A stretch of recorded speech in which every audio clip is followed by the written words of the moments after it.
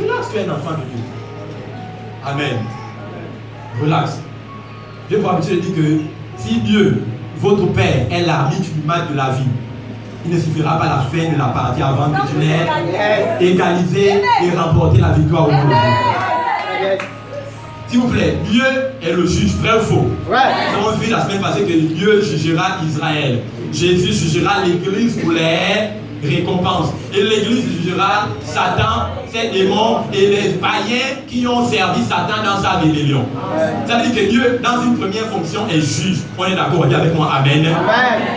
Donc Dieu, dans une première fonction, est juge. Jésus, 1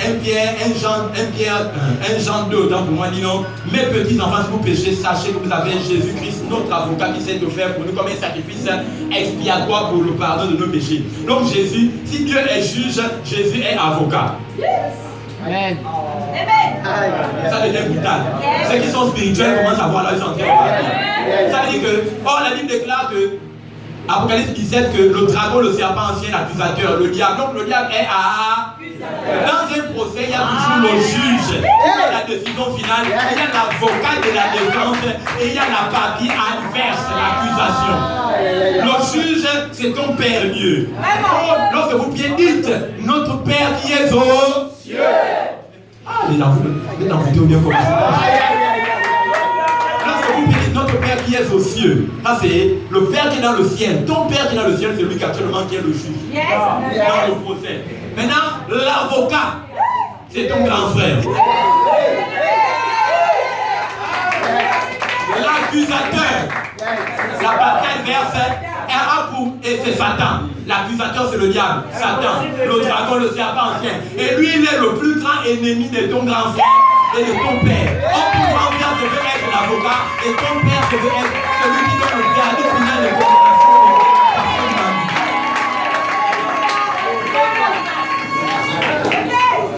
Et je commence à voir l'issue qui prend le procès de David à partir de ce matin. Dieu punisse le diable ce matin au nom de Jésus-Christ. Le sang de Jésus purge ta conscience du péché ce matin au nom de Jésus-Christ. Je t'annonce une très bonne nouvelle. Ce matin, il n'y a aucun pécheur dans la salle si tu as compris ce que tu dis. Au fond de ton âme, le péché est fait. Maintenant, je vais encore déposer quelque chose. Je vais encore déposer quelque chose dans ton esprit ce matin. Est-ce que vous savez qu'il n'existe pas, en vérité, des chrétiens qui soient pécheurs et au même moment saints? Ça n'a pas 40 ans à quoi? Ça n'a pas 40 ans à quoi?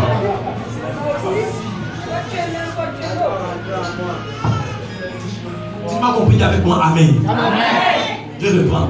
Est-ce que vous savez qu'il n'existe pas un chrétien, il n'est pas possible qu'un chrétien soit saint et en même temps pécheur? Non. C'est pas possible.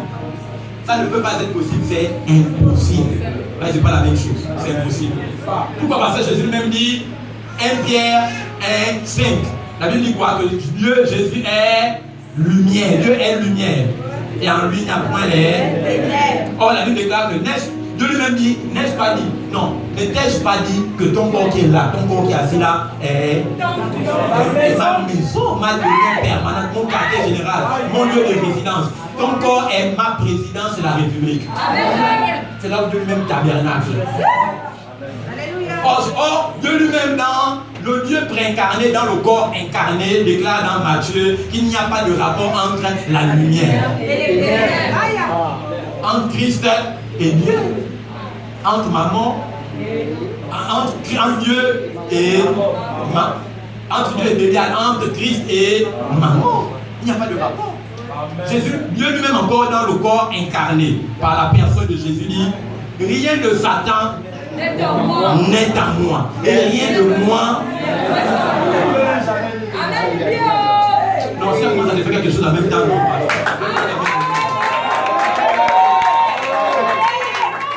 Rien que ces affirmations mettent fin à la délivrance des croyants ou des chrétiens.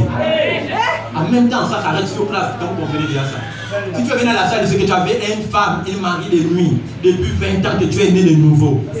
Rien. La Bible dit, Marc chapitre 4, que Jésus enseignait les démons sortaient du corps. Il n'y avait pas de race matas, comme on soit avec toi. Non, il n'y a pas besoin de ça.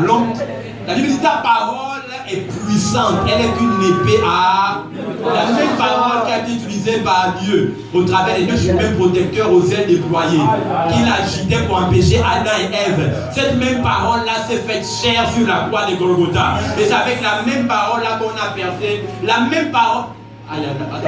Attendez, calmons. Tu vais rebobinons. La Bible dit que Dieu disposa deux chemins protecteurs aux ailes déployées à l'entrée du jardin d'Éden. Et ces deux chemins protecteurs ajoutaient une épée. Ok. On a dit déclare ta parole est une épée. À deux tranchants. S'il vous plaît, ce n'était pas la part, ce n'était pas les épées de métal. Parce que les anges viennent du ciel. Amen. On a dit que n'amassez pas les trésors sur la terre. Là où la teigne rouille et là où la teigne détruise et rouille. Amen. Car ces choses n'hériteront pas ou ne rentreront pas dans le royaume de Dieu. Ça veut dire que les anges ne pouvaient pas descendre du ciel avec des épées faites de métal. Quelle était la parole, quelle était l'épée flamboyante que les anges ajoutaient pour que Adam et Ève ne puissent pas manger le fruit de l'arbre de vie dans le jardin. C'était quoi? C'était quoi? C'était la parole. C'était la parole. C'était la parole. Maintenant, cette parole-là qui était l'épée flamboyante qu'ils ajoutaient. Ah, l'épée flamboyante. Aïe, aïe, aïe. Ça veut dire qu'il y a épée dans épée. Amen. Cette parole-là qui était une épée flamboyante s'est fait chair sur la croix de Golgotha. Amen, amen.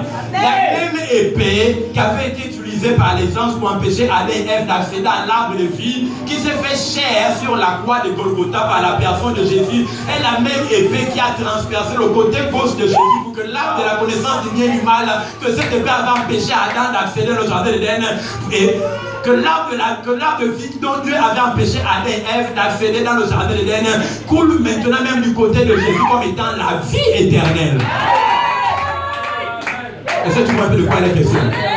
L'épée peut prendre des formes. Amen, amen. Voilà, bref. Ça veut dire que ça peut devenir un homme qui combat pour toi. Et les personnes en même temps, ici, tu fais un rêve et puis finalement tu vois un monsieur qui arrive, qui commence à chicoter le gars qui est déposé. Amen, amen. Il prend le visage du pasteur. Ce n'est pas le pasteur qui est puissant. C'est Jésus qui révèle l'apport physique d'un homme à qui tu as confiance pour normalement te soutenir dans ton combat. Amen, amen. Maintenant, certains hommes de Dieu avides de pouvoir vont s'approcher ça et vous dire non, tu as vu mon onction, comment ça va en même temps, lui, Louembe et Mary. Au moins, t'es ambassade de la grâce. Je prie ça au nom de Jésus. C'est les voleurs qui font ça. Amen, amen.